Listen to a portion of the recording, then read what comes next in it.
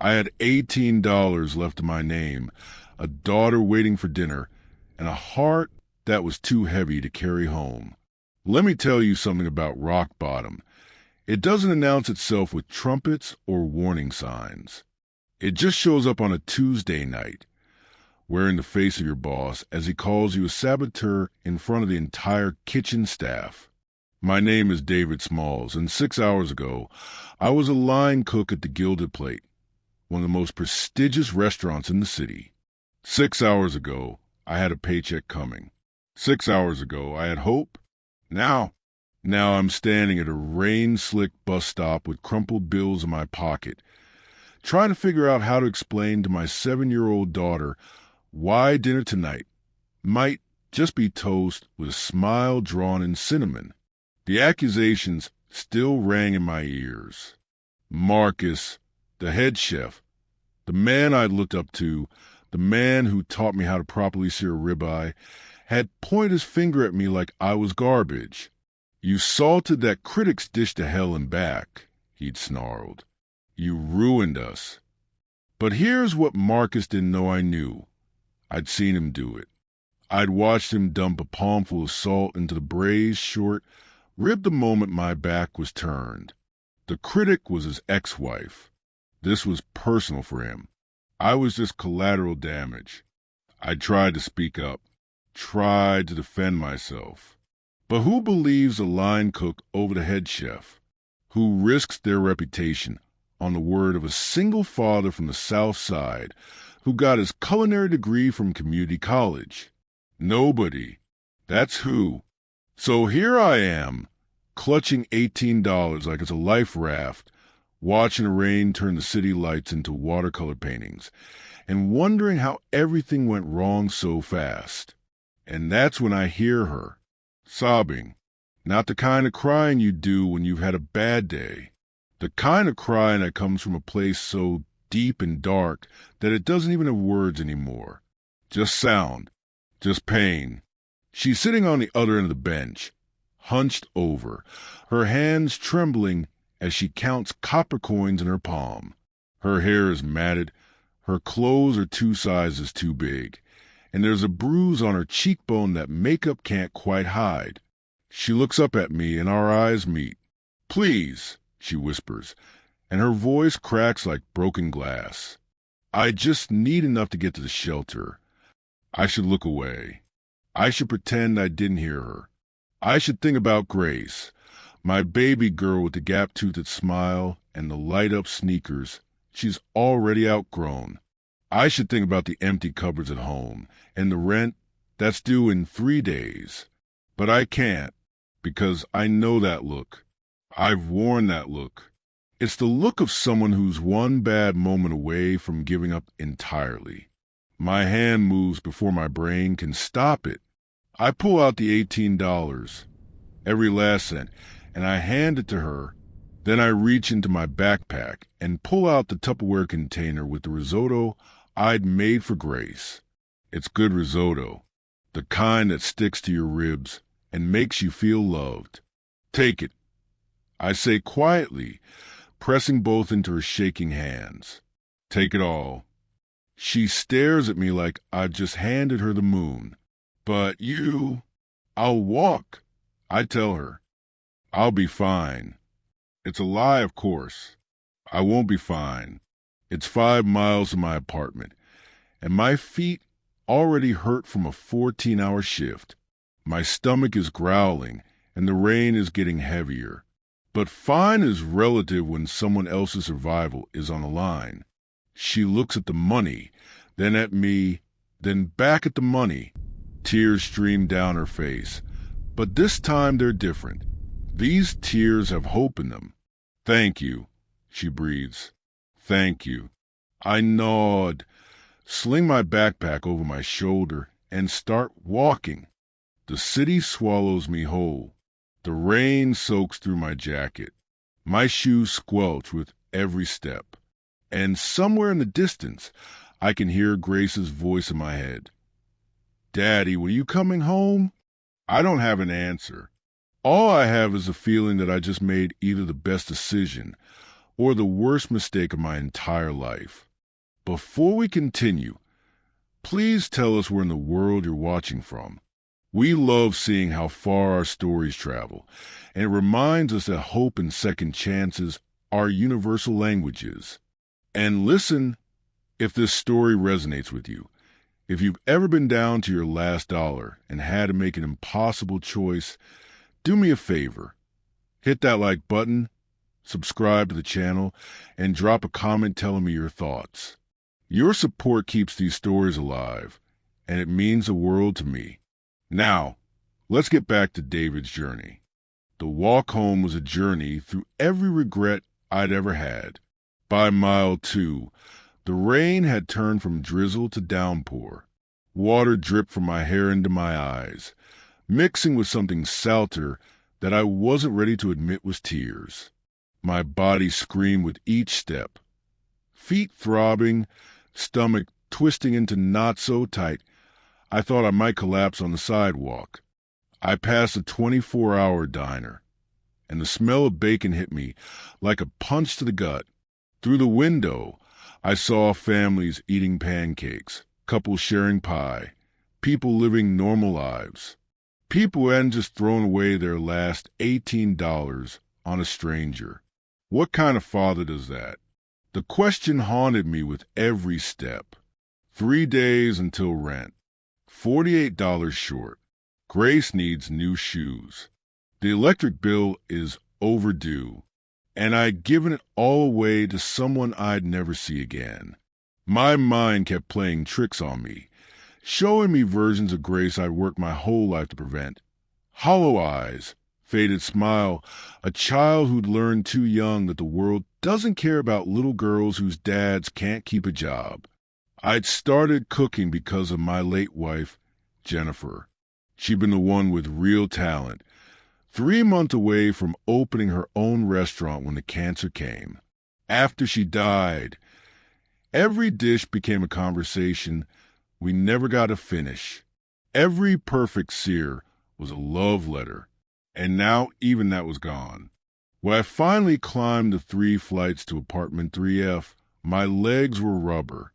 Grace was asleep on the couch, still in her school uniform, a coloring book open on her chest. Mrs. Chun from next door was washing dishes in our kitchen.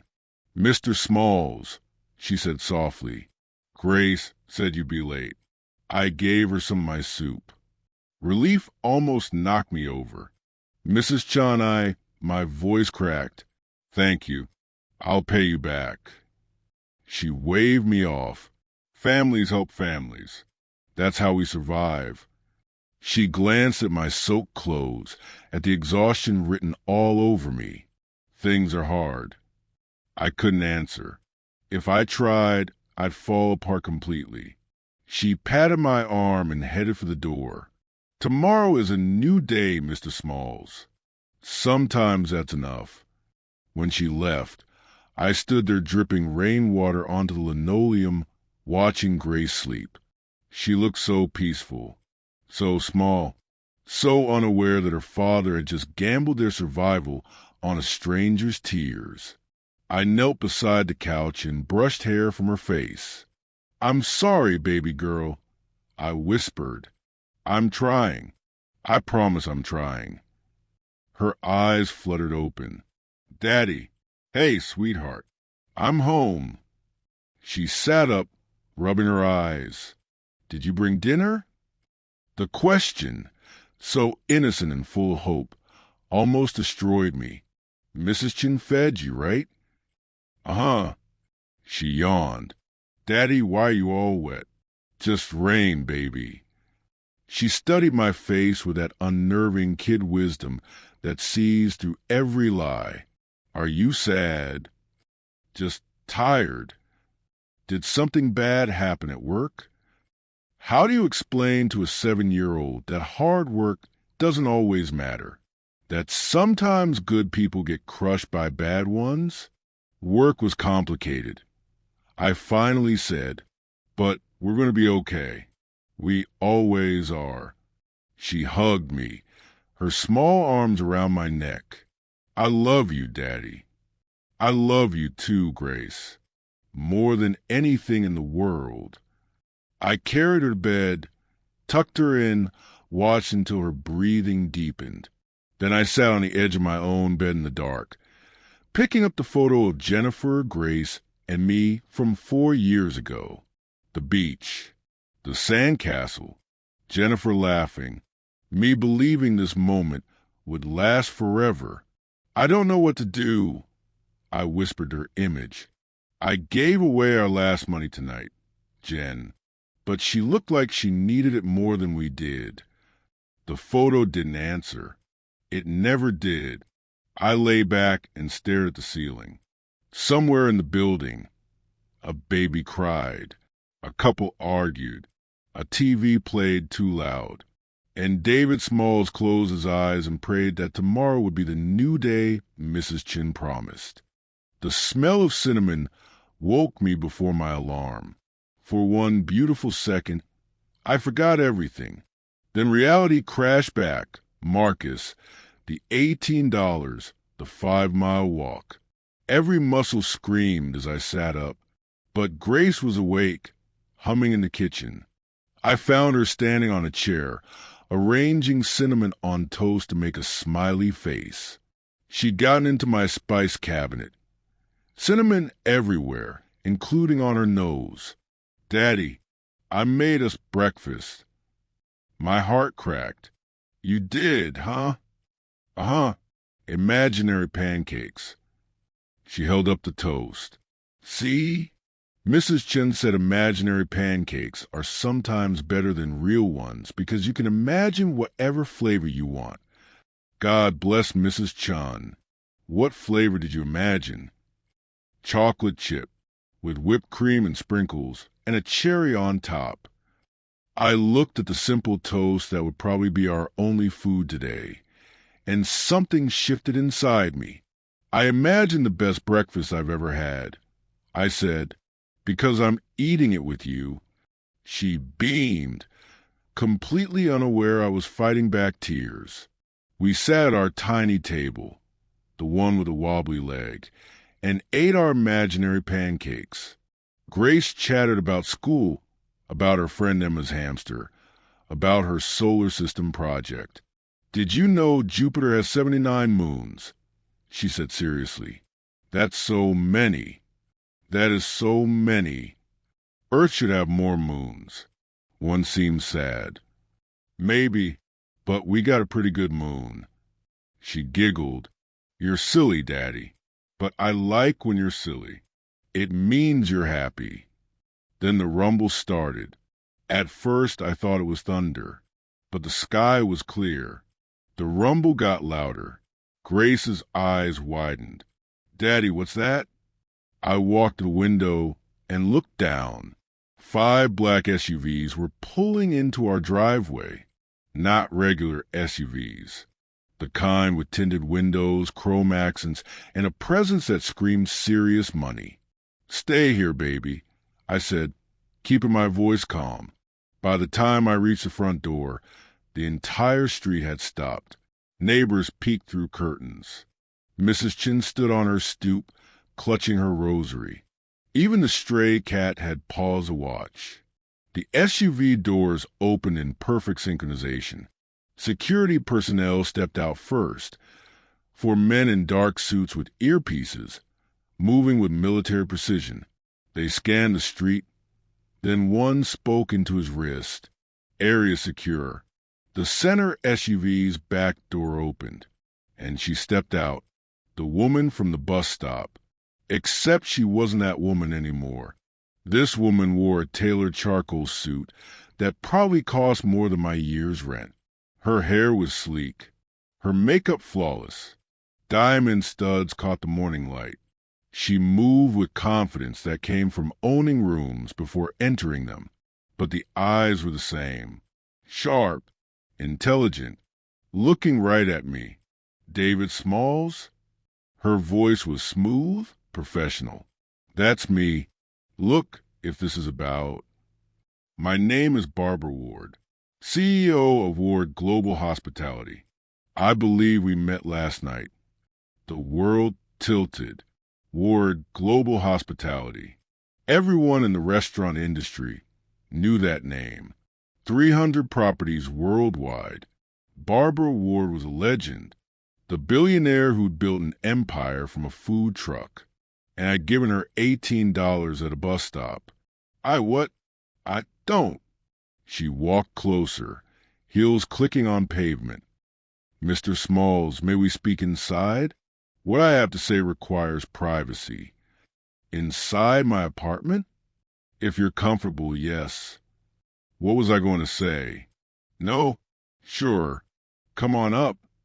The security team stayed downstairs, but Barbara followed me up 3 flights to 3F.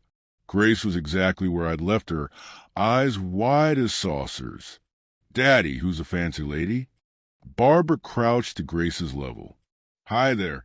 My name is Barbara. What's yours? Grace. My daughter studied her with brutal honesty. You're really pretty. Are you a princess? Barbara laughed, a real laugh. No, sweetheart. Just someone who knows your daddy is a good man. She stood, meeting my eyes, and the air changed. Mr. Smalls, David, I need to explain some things. But first, thank you. What you did last night, that compassion is rare. You needed help. I needed to know something, she corrected. I've been running Ward Global for 15 years. In that time, I've learned that corruption hides in plain sight. Ghost kitchens, money laundering, exploitation. The higher I climb, the harder it is to see truth from my office tower. She walked to the window, looked at the SUVs that didn't belong here. So 6 months ago, I started going undercover. Different cities, different scenarios. I wanted to see who my empire really served, who it hurt. My mind reeled, and last night was real. The tears, the desperation, that was all real, because that's what happens when you strip away power and money. She turned back. But here's what I learned. You are David Smalls, 32, line cook at the Gilded Plate, widowed father of Grace. Yesterday, you were fired for a crime you didn't commit. My blood ran cold. How do you? Because I was there, David. I was the food critic, the one whose meal was sabotaged, and I watched your head chef, Marcus Delacroix, dump salt into that dish the second you turned your back. The room spun. You saw. I was wearing a hidden body camera, part of my undercover operation. I have footage of the entire kitchen. I know Marcus framed you. I know he's been using the Gilded Plate as a front for money laundering. And I know you're the only person in that restaurant who cares more about integrity than survival. She pulled out an envelope. This is an offer of employment. Executive Auditor for Ward Global Hospitality. Your job will be simple. Find the corruption in my empire and burn it to the ground. Starting with the Gilded Plate. Starting with Marcus. I stared at the envelope. I'm just a line cook. I don't know anything about. You know kitchens. You know people. You know the difference between someone working hard and someone working an angle. That's more valuable than any business degree. Grace tugged my sleeve. Daddy, is a fancy lady giving you a job? I think so, baby. You should take it. We need a job. Barbara smiled. Grace, you and I could get along very well. I opened the envelope. Inside was a contract, a company credit card, and a check for an amount that blurred my vision. This is too much. It's a signing bonus. Back pay for what Marcus stole. And a guarantee that Grace will never have imaginary pancakes again unless she wants to. My hand shook. Why me? Because I don't want to just shut down one restaurant. I want to clean my entire empire. And I need someone who understands what it's like to have nothing. Someone who knows the real cost of corruption. Someone who gave his last $18 to a stranger because it was the right thing to do. She extended her hand. So, what do you say, David Smalls? Ready to become the most powerful nobody in my organization? I looked at Grace. I looked at our tiny apartment. I looked at the life I'd been living. Paycheck to paycheck, one disaster away from losing everything. And I took Barbara Ward's hand. "Let's burn it down," I said. She grinned. "Now you're speaking my language." Ward Global Hospitality Headquarters occupied 43 floors of glass and steel in the financial district. The building didn't just tower over the city, it dominated it. I'd walked past this building 100 times and never imagined I'd be inside. Now I was standing in the private elevator with Barbara Ward, wearing a suit that cost more than my monthly rent, trying not to throw up. "Breathe," Barbara said. "You look like you're about to pass out." "I might be." "Don't. It would be embarrassing for both of us." The elevator opened directly into Barbara's office. Floor-to-ceiling windows on 3 sides. A desk carved from marble. Museum-quality art on the walls. But what caught my attention was the opposite wall, covered with photographs. Barbara at a food truck. Barbara covered in flour. Barbara serving homeless shelters. "That's my reminder wall," she said. "When you get to a certain level of success, it's easy to forget where you came from. Those photos are my insurance policy." She pulled up a holographic display and gestured me closer. Ward Global operates 317 properties across 6 continents. We employ over 50,000 people. Last year's revenue was $14 billion. The numbers stopped having meaning. But here's what the annual report won't tell you. In the past 18 months, I've noticed discrepancies. Money moving in ways that don't make sense. And every time I try to audit, the trail goes cold. She pulled up financial records from the Gilded Plate. Your old restaurant is the epicenter. Marcus has been running a sophisticated operation. But look here. These waste disposal fees are triple the industry standard. And this supply contract? The company doesn't exist. My brain connected dots. Ghost kitchens. Exactly. Fake operations on paper. The perfect way to launder money. You create false invoices, fake deliveries, phantom staff. Cash flows through, gets cleaned, and nobody's the wiser. And Marcus is running this? Marcus is mid-level. He's taking orders from someone higher. Someone inside my organization. Her jaw tightened. Someone I trusted. I studied the records, and suddenly my years in kitchens became an advantage.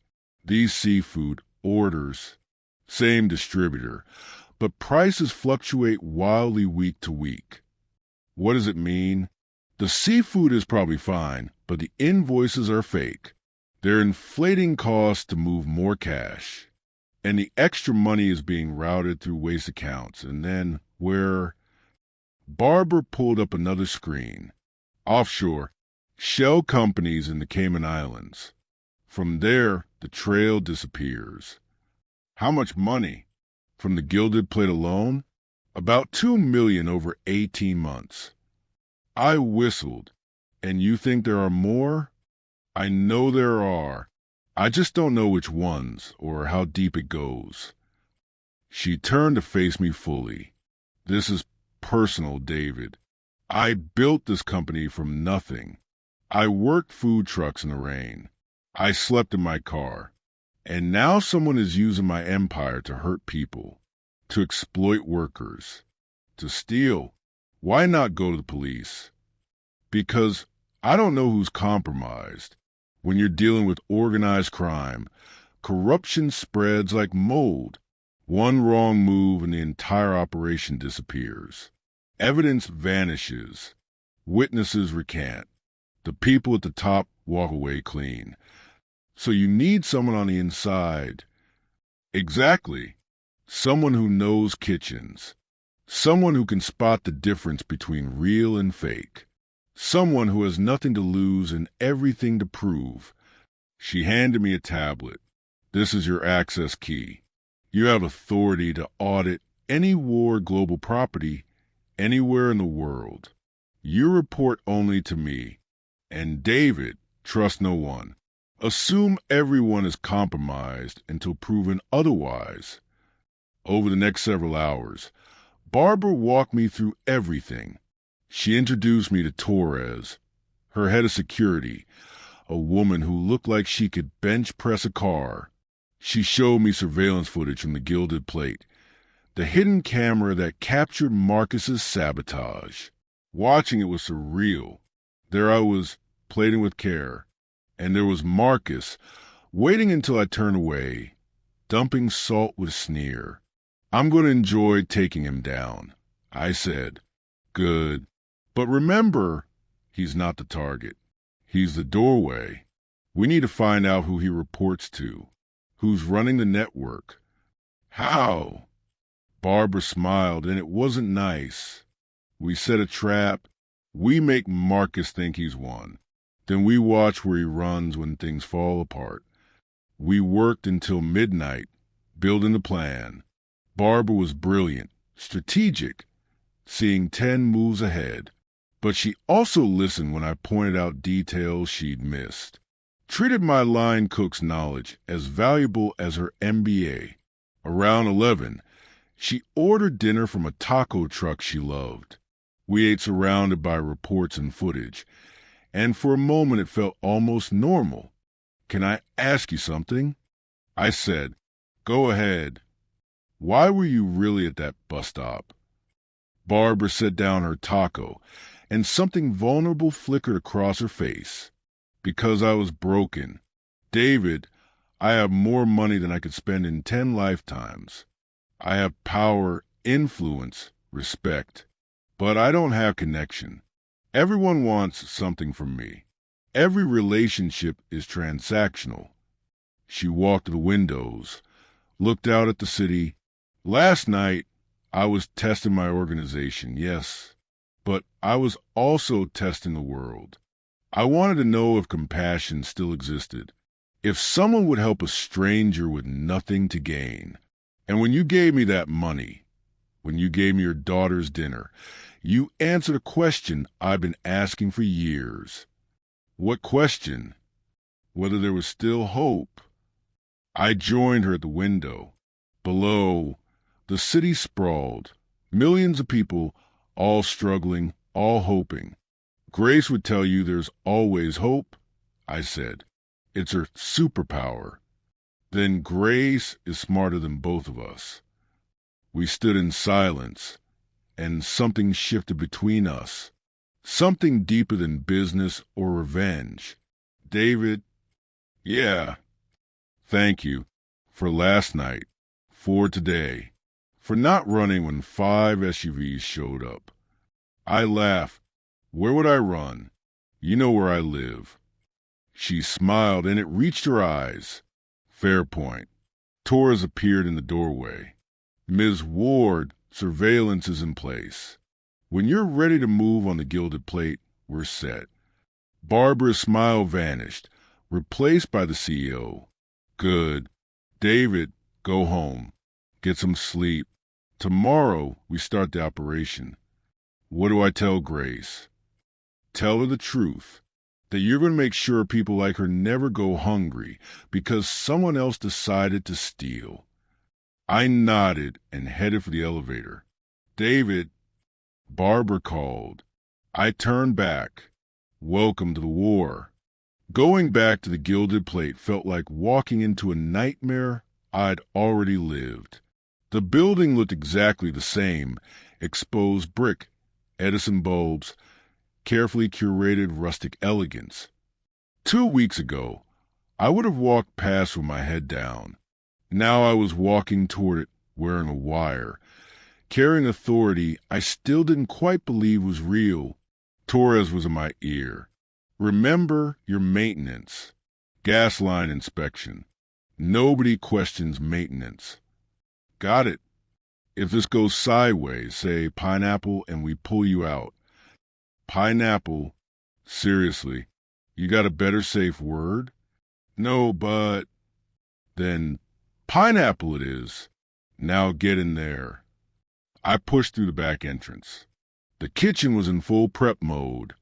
Sous chefs breaking down vegetables, pastry rolling dough, line cooks setting up with focus intensity. And there, at the expo station, was Marcus. Same salt and pepper hair, same pristine chef's whites, same expression of perpetual judgment. I kept my head down, moved past him toward dry storage. Nobody looked twice at a guy in maintenance coveralls. The dry storage was narrow, lined with metal shelving, filled with industrial containers. At the very back, behind 50-pound bags of pasta, was a ventilation system. This was where chefs hid things. I'd learned that years ago from a sous chef who kept a flask behind the air vent. I pulled out tools, made a show of checking gas connections, then casually moved to the ventilation panel. "Be smooth," Torres whispered. I unscrewed the vent cover, reached inside, felt around. Nothing. Then my fingers brushed something. Paper. I pulled it out carefully. A small ledger, leather-bound, pages yellowed. Got something. Get out. Now. I tucked the ledger into my toolbox, replaced the vent cover, stood up, just as Marcus walked into dry storage. Time stopped. He looked at me, eyes narrowing. "What are you doing back here?" My heart hammered. Gas line inspection. Building code. I didn't authorize any inspection. Building manager did. Take it up with him. I kept my voice bored, annoyed. Marcus studied me. I could see him trying to place my face. "Haven't I seen you before?" "Doubt it. I do a lot of buildings." "No, I swear." A crash echoed from the kitchen. Someone had dropped something. Marcus's attention snapped toward the sound, that chef's instinct to control chaos. "Get this done and get out," he snapped. "We have service in 2 hours." "Yes, sir." He stalked back to the kitchen, barking orders. I waited 30 seconds, then walked out the back entrance, turned the corner, climbed into Torres' surveillance van. Jesus Christ. I breathed, pulling off the wire. He almost made me, but he didn't. "You did good." Torres opened the toolbox, pulled out the ledger. "Let's see what we've got." She flipped through pages, and her expression went from curious to furious in seconds. "This is it. This is the whole operation." The ledger contained everything. Dates, amounts, account numbers, ghost kitchen transactions, names I'd never heard of, and at the very top, a name that made Torres's jaw clench. Victor Marchant. Who's that? CFO of Ward Global Hospitality. Barbara's right hand for 5 years. Torres looked at me, betrayal in her eyes. He's been stealing from her the entire time. We drove back to Ward Global in silence. The ledger sat between us like a bomb. Barbara was in a strategy session. Torres and I walked in without knocking, and something about our expressions made everyone else leave immediately. "Tell me," Barbara said. Torres slid the ledger across the table. "Victor Marchant. It's been him all along." I watched Barbara's face as she read, watched the color drain from her cheeks, watched her hands start to shake. "Victor," she whispered. "Victor was at my wedding. He helped me bury my father. He's Grace's godfather. He's also embezzled $47 million from your company over 5 years." Torres said flatly. The Gilded Plate is just one node in a network. He's got 17 restaurants running the same scheme. Barbara stood, walked to the window, pressed her forehead against the glass. He sat in this office 2 days ago and gave me advice about trust, about loyalty, about building a legacy. Barbara, I started. No. She spun around, and the vulnerability was gone. The CEO was back. No, we're not going to feel sorry or make excuses. Victor made his choice. Now we make ours. What do you want to do? Torres asked. I want to destroy him. I want everyone to know what he did. I want his reputation burned to ash. And I want David to be the one who does it. Me? Yes. Tomorrow night. The Gilded Plate is hosting a charity gala. Victor will be there. Marcus will be there. Half of high society will be there. And you are going to walk in as my executive auditor and expose everything. In front of everyone? In front of everyone. No shadows. No quiet resignations. I want this done in the light. Torres nodded. Public accountability. Smart. They can't bury what the whole world sees. But won't the scandal hurt the company? I asked. Barbara smiled, and it was terrifying. David, Ward Global can survive a scandal. What it can't survive is corruption. Better to burn out the infection publicly than let it rot from within. We spent 12 hours planning. Legal team prepared documents. Torres coordinated with carefully selected law enforcement, and I went home to see Grace. She was at Mrs. Chen's, working on her solar system project. When I walked in, she launched herself at me. Daddy, look, I made Jupiter. It was a papier-mâché ball covered in orange and red paint, with 79 tiny cotton balls glued around it as moons. That's amazing, baby girl. Mrs. Chun helped. We ran out of glue, so we used rice paste. Do you think my teacher will like it? Your teacher will love it. Mrs. Chun watched from the doorway, her wise eyes seeing more than I said. Mr. Smalls, you look like a man about to do something brave. Or something stupid. Not sure which. Often they're the same thing. She smiled. Grace, show your father the rings you made for Saturn. As Grace ran off, Mrs. Chin pulled me aside. The woman from the cars. She is powerful, yes? Very. And you trust her? I thought about Barbara at the bus stop. Barbara in her office. Barbara reading Victor's name with heartbreak in her eyes. Yeah, I do. Mrs. Chin nodded. Then be careful tomorrow. Powerful people do not fall quietly. That night, I lay in bed thinking about what was coming. Tomorrow I would walk into the Gilded Plate. Not as a guy Marcus framed, but as someone with power to end careers. My phone buzzed. A text from Barbara. Tomorrow we change everything. Thank you for being brave enough to help me do it. I typed back. Thank you for giving me the chance. 3 dots appeared, disappeared, appeared again. David, don't let Victor see you coming. I smiled in the darkness. He won't know what hit him. Listen, if you've made it this far in the story, you're invested.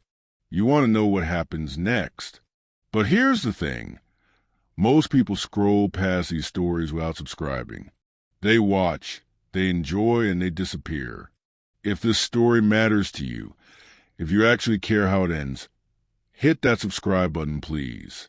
It takes 2 seconds. And if you don't, you'll probably forget about this channel and never hear any other amazing stories from me. So do both of us a favor. Subscribe. Let's keep these stories going together. The Gilded Plate Charity Gala was everything I remembered hating about the restaurant industry. Women in evening gowns that cost more than cars. Men in tuxedos discussing stock portfolios. waiters moving like ghosts. And at the center, Marcus, working the room in a designer suit that probably cost more than I used to make in a month. I stood in the shadows near the kitchen entrance, wearing my own suit, the one Barbara insisted I buy. Torres was in my ear. Police are in position. Legal team standing by. Barbara's making her entrance in 5 minutes. And Victor? Table 7, next to the mayor, playing the loyal CFO, promising donations, making speeches about commitment to community. My jaw clenched. He's good at this. The best liars always are. Wait for Barbara's signal. The kitchen doors swung open. I caught a glimpse of the chaos inside. Line cooks firing orders. The beautiful, terrible dance of service I'd lived for years. Marcus emerged, scanning the dining room. His gaze passed over me once, twice, then stopped. Recognition dawned on his face. Confusion to disbelief to fear. "You!" he breathed, walking toward me. "What the hell are you doing here?" "Good evening, Marcus." "No, you don't get to." He looked around. "I had you fired. You're done in this industry." "I'm the executive auditor for Ward Global Hospitality," I said calmly, "and I'm here to shut you down." Color drained from his face. "You're lying." "Am I?" A commotion at the entrance made everyone turn. Barbara Ward had arrived, flanked by Torres and security, all business, all power. The room went silent. Barbara walked to the center where a small stage had been set up. She took the microphone without asking. "Good evening. I apologize for interrupting your dinner, but I have an announcement that can't wait." Victor stood from table 7, concern on his face. "Barbara, what's going on?" "No, Victor. I'm not all right, because I just learned my company, the company I built from nothing, has been systematically robbed for 5 years, and the person responsible is in this room." Gasps rippled through the crowd. "David," Barbara said, looking directly at me, "would you please join me?" I walked through the dining room, every eye on me. When I reached the stage, Barbara handed me the microphone. "My name is David Smalls. 2 weeks ago, I was a line cook at this restaurant. I was fired for sabotaging a VIP meal, a crime I didn't commit. The person who actually committed that crime is standing right there." I pointed at Marcus. But Marcus wasn't just sabotaging meals. He was running a money laundering operation, ghost kitchens, fake invoices, phantom staff, millions flowing through this restaurant and 16 others. The room erupted. "And the person orchestrating this entire operation," I continued, "the person who betrayed Barbara Ward's trust, who stole from her company." I turned and looked directly at Victor Marchant. Is Victor Marchant, CFO of Ward Global Hospitality. Victor was already moving. He shoved past the mayor, made for the exit, but Torres was faster. She stepped into his path, and 3 police officers appeared. "Victor Marchant, you're under arrest for embezzlement, money laundering, and fraud." "This is insane," Victor shouted. "Barbara, you know me." Barbara walked down from the stage, stopped in front of him. "I know you, Victor. I know you're the man who looked me in the eye every day and lied. I know you stole from the company my father built, and I know you made me doubt my own judgment. Barbara, take him away." Police led Victor out in handcuffs, his protest fading. Marcus tried to slip away, but I was ready. I stepped into his path. "You ruined my life," he said. "No, Marcus, you ruined your own life. I'm just the one who documented it." Torres appeared with 2 more officers. "Marcus Delacroix, you're also under arrest. As they led him away, Marcus looked back at the kitchen, his kingdom. That kitchen was mine, he said bitterly. No, I replied. It belonged to people who actually cooked with integrity. You just borrowed it for a while. The dining room was chaos. Guests demanding answers. The mayor on his phone. Reporters taking photos. Barbara took the microphone again. Ladies and gentlemen, I apologize for disrupting your evening, but I want to make something clear. Ward Global Hospitality will not tolerate corruption. Not in our kitchens, not in our boardrooms, not anywhere. We will conduct a full audit of every property. Any operation found compromised will be shut down immediately, and anyone who has stolen from this company will face full consequences. She set down the microphone and walked off stage. I followed her to a quiet corner.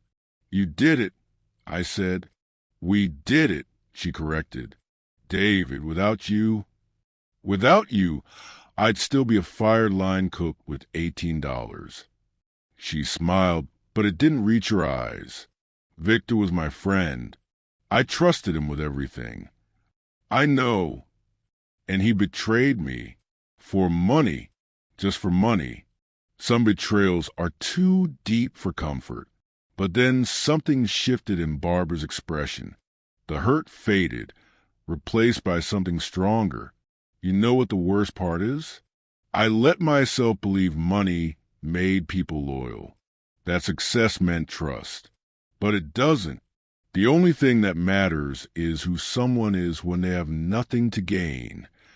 She looked at me, like a line cook who gives his last $18 to a stranger. Barbara, are you doing this for revenge? For what Marcus did? I thought about that, about the rage when I was fired, the humiliation, the fear. At first, maybe, but now I'm doing it because people like Grace deserve a world where the system works, where bad people face consequences, where kindness isn't punished. Barbara's eyes glistened. That's what I'm doing too. Behind us, Torres coordinated with police. Guests were leaving.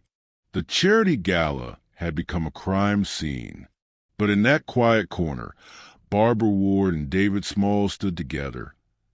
Two people who'd found each other at a bus stop and decided to change the world. What happens now? I asked. Now we finish the job. We audit every restaurant.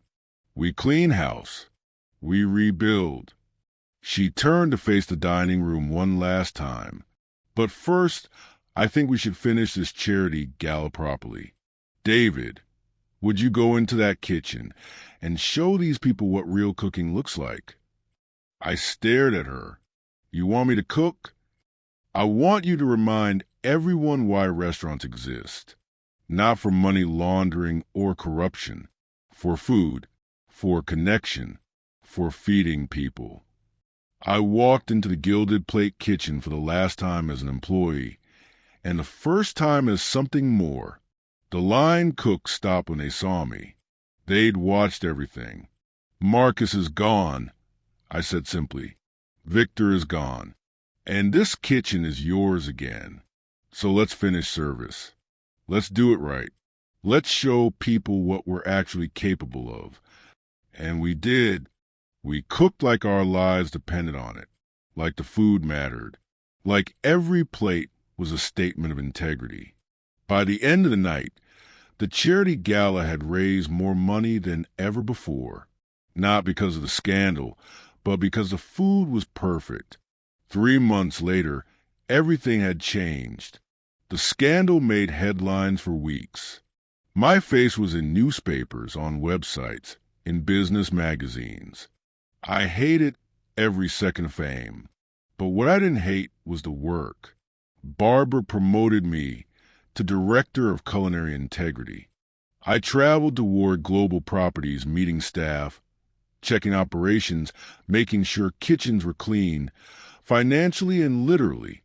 I found 3 more ghost operations. fired 2 managers skimming payroll, gave raises to 17 underpaid line cooks. It felt like making a real difference. But the biggest change was personal. Barbara had become part of our lives. She'd stop by with coffee. She'd text Grace pictures of funny things. She showed up at Grace's school play, not because she had to, but because she wanted to, and slowly, something grew between us that I wasn't ready to name. Saturday morning, Grace had a soccer game. I was packing her water bottle when my phone buzzed. "Barbara, what are you doing today?" "Me. Grace has a soccer game." "Why?" "Barbara, can I come?" "Me. You want to watch 7-year-olds chase a ball?" "Barbara, I want to watch your 7-year-old chase a ball." There's a difference. 20 minutes later, we pulled up to the park. Grace was already in uniform. Purple jersey, black shorts, light-up cleats. "Daddy, is Barbara coming?" she asked for the 3rd time. She said she might. I hope she does. She's really good at cheering. I didn't know what to say. The idea that a billionaire CEO had become my daughter's cheerleader felt surreal. We were setting up when I saw her. Barbara Ward, wearing jeans and simple white t-shirt, sunglasses on her head, carrying a bag of orange slices like any soccer mom. She looked so normal, so beautifully normal. "Barbara," Grace shrieked, launching herself at her. "You came." Of course I came. I wouldn't miss it. Barbara hugged her, then looked at me. "Hope you don't mind." "Mind?" Grace has been talking about this all morning. The game started. Grace played forward, fearless, charging after the ball like her life depended on it. Barbara cheered louder than anyone. When Grace scored in the 2nd quarter, Barbara jumped up and down like Grace had won the World Cup. "Did you see that?" she shouted. "Did you see?" I saw. The whole park saw. At halftime, Barbara distributed orange slices. The kids swarmed her, asking questions, telling stories. Completely unaware, they were talking one of the most powerful women in hospitality. One little boy asked, "Are you Grace's mom?" The question hung in the air.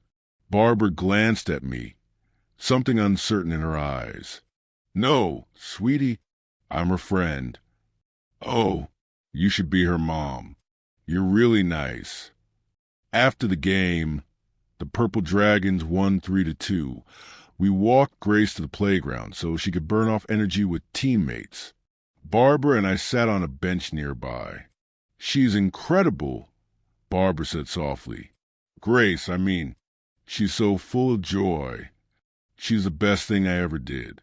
The only thing that matters." "David, can I ask you something?" "Sure." "Do you ever feel like you're living someone else's life? Like 3 months ago, everything was different, and now you're here, and it's good, but also terrifying." I turned to look at her. "Every single day." "Me too." She laughed nervously. "I run a multi-billion-dollar company. I give speeches to thousands. I make decisions affecting lives across the world. But sitting here, watching your daughter play soccer, I feel more myself than I have in years." "Barbara, let me finish. When I met you at that bus stop, I was testing people, testing the world, seeing if kindness still existed. But I wasn't expecting to find this. This, you, Grace, this feeling. David, I don't know how to say this without sounding insane, but I think I'm falling in love with you." The world stopped. I know it's complicated. I know I'm your boss. I know there's a power dynamic. I know we're from different worlds. I know. "I'm in love with you too." I blurted out. She stopped mid-sentence. "What?" "I'm in love with you, Barbara. I have been for weeks. Maybe since that first morning when you showed up in those SUVs and gave me a chance. Maybe even at the bus stop when you took the $18 and looked at me like I'd handed you the world. David, I know I'm not right for you. I'm just a cook. I live in a 3-room apartment. I drive a car held together by hope and duct tape. But God, Barbara, when I'm with you, I feel like... She kissed me right there on the bench in front of the playground, in front of Grace's entire soccer team. When we broke apart, I was vaguely aware that several parents were staring, but I didn't care. I fell in love with you the moment you handed me that $18, Barbara whispered. The moment you gave away everything because someone needed it more. That's when I knew. Knew what? That you were the kind of person I've been searching for my entire life. Daddy, Barbara. We turned to see Grace running toward us. Huge smile on her face. Did you see me score? We saw baby girl. I said, pulling her into a hug. You were amazing. Grace looked between us, her kid radar picking up something. Why do you look happy? Because we are happy, Barbara said. Is that okay? Grace considered this with 7-year-old seriousness. Are you going to be my new mom? The question was so direct it stole my breath. Barbara knelt to Grace's level. Would you want that? Uh-huh. You're really nice. And you bring good snacks. And you don't mind when I talk about Jupiter's moons. Barbara laughed, tears in her eyes. Those are all excellent reasons. So will you? Barbara looked at me. I nodded. Let's take it one day at a time, okay? But Grace, I can promise you this. I'm not going anywhere. You and your dad, you're stuck with me. Grace hugged her so hard Barbara almost fell over. And sitting there in the park, watching my daughter embrace this incredible woman who'd walked into our lives on the worst night imaginable, I felt something I hadn't felt since Jennifer died. Complete. 2 weeks later, I took them both back to the park. Same bench. Same view. Grace was running around chasing butterflies, blissfully unaware her entire life was about to change. Barbara, I said, taking her hand, I need to talk to you. Okay. I got down on one knee. Her eyes went wide. David, wait, let me say this. I pulled out a ring, simple, elegant, catching the sunlight. Barbara Ward, you walked into my life when I had nothing, when I'd given away my last dollar and didn't know how I'd feed my daughter. And you didn't just give me a job or a second chance. You gave me hope. You gave me purpose. You gave Grace and me a family. Tears streamed down her face. I know I'm not rich. I know I'm not powerful. I know I'm just a guy who used to cook line and now audits kitchens. But I love you more than I thought possible. And I want to spend the rest of my life making terrible pancakes with you. I glanced at Grace, who'd stopped chasing butterflies and was watching with hands over her mouth. So here's what I'm asking. Barbara, will you marry us? Not just me. Us. Will you be Grace's mom and my wife, and the person who makes our family complete? Before Barbara could answer, Grace ran over and threw her arms around both of us. Say yes, she shouted. Say yes, say yes, say yes. Barbara was crying and laughing. Yes, yes, yes, yes. I slipped the ring onto her finger, and Grace cheered so loud people across the park looked over. We're getting married. Grace announced to everyone and no one. My daddy and Barbara are getting married. Barbara pulled us both into a hug, and we stayed like that. 3 people who'd found each other in the most unlikely way, holding on like we'd never let go.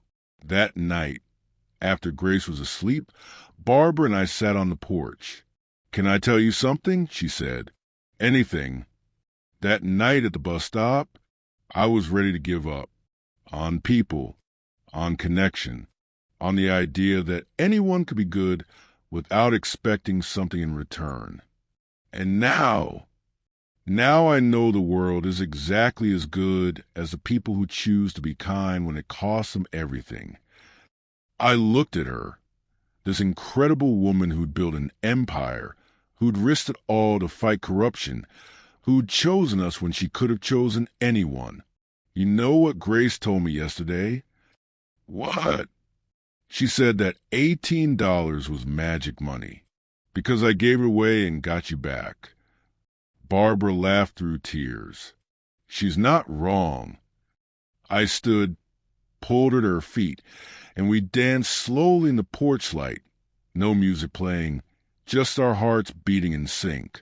And on the kitchen wall inside, framed in simple wood, hung a $20 bill, the first money I'd earned as executive auditor, symbol of everything that changed when I chose compassion over comfort. Below it, Grace had written in her careful second-grade handwriting, "Daddy's magic money. Kindness is the only currency that never runs out." She was right. 5 years later, the Smalls Ward family gathered in the kitchen for their Sunday pancake ritual. Grace, now 12 and obsessed with chemistry, was attempting to scientifically perfect the recipe. Barbara, CEO of the newly reformed Ward Global, a company that now led the industry in fair labor practices, was covered in flour and laughing. And David, director of culinary integrity for the entire global operation, was trying to prevent the smoke alarm from going off.